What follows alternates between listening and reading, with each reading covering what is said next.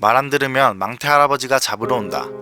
어린 시절 부모님에게 이런 이야기를 들어보신 적이 있으실 겁니다. 예전에 아이들이 울거나 말을 듣지 않을 때 자주 쓰이는 말이었는데요. 그때만 해도 가장 무서웠던 게 홍콩할매 귀신 망태 할아버지였습니다. 망태 할아버지는 말 안 듣는 아이를 망태에 넣어서 데려가 잡아먹는다는 괴담을 갖고 있었죠. 그럼 망태 할아버지는 그냥 누군가가 꾸며낸 이야기였을까요? 사실 그냥 누군가가 장난으로 꾸며낸 이야기가 아닐 수도 있습니다.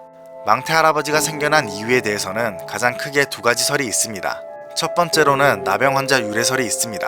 나병이란 피부 및 점막, 안구의 발진과 각종 염증을 일으키고 피딱지와 출혈 징후를 보이며 해당 부위에서 감각을 잃어버리거나 반대로 과민하게 감각을 느끼게 되는 세균성 전염병이자 악성 피부병 중 하나입니다.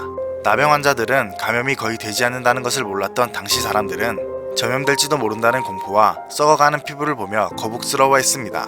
당시 의학 기술로는 치료도 어려웠으니 더욱 공포의 대상이 되었겠죠. 이런 이유로 나병 환자들이 많은 차별과 소외를 받아왔습니다. 그래서 자신이 살던 마을에서도 쫓겨나기도 했는데요. 조선시대의 기록을 보면 어린아이를 푹 고아먹으면 나병이 낫는다는 소문으로 인해 나병 환자들에게 어린아이들이 납치당하는 일이 일어났고 나중에는 아이, 어른을 가리지 않고 잡아먹어서 사람들에게는 정말 두려운 존재였다고 합니다. 그래서 이것을 바탕으로 망태 할아버지가 나온 것이 아니냐는 이야기가 있습니다. 그리고 두 번째로는 고물장수에서 유래되었다는 설인데요. 전근대 한국에는 망태기를 지고 다니며 쓸만한 고물이나 쓰레기를 주워서 파는 노인들이 꽤 많았는데 어른들이 애들 교육을 위해서 말 안 들으면 망태 할아버지가 와서 잡아간다라며 겁을 주었던 것이 그 시초라는 것입니다.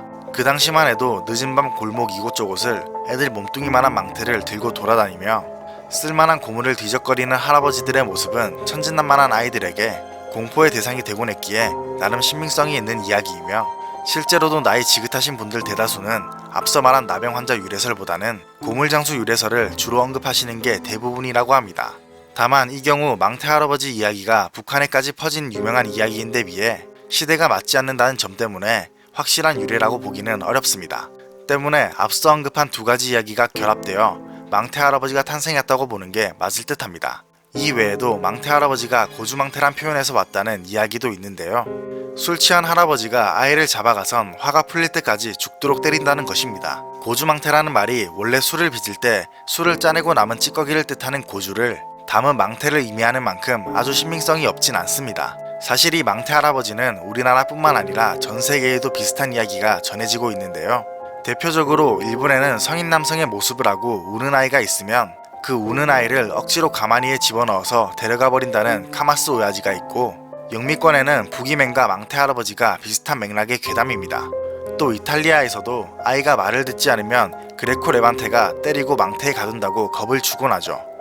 이뿐만 아니라 IT에도 말 안 듣는 아이를 삼배자루에 담아간다는 통통 마쿠투 괴담이 존재합니다. 어린 시절 우리들을 잠 못 이루게 했던 망태 할아버지는 진짜 존재했을까요?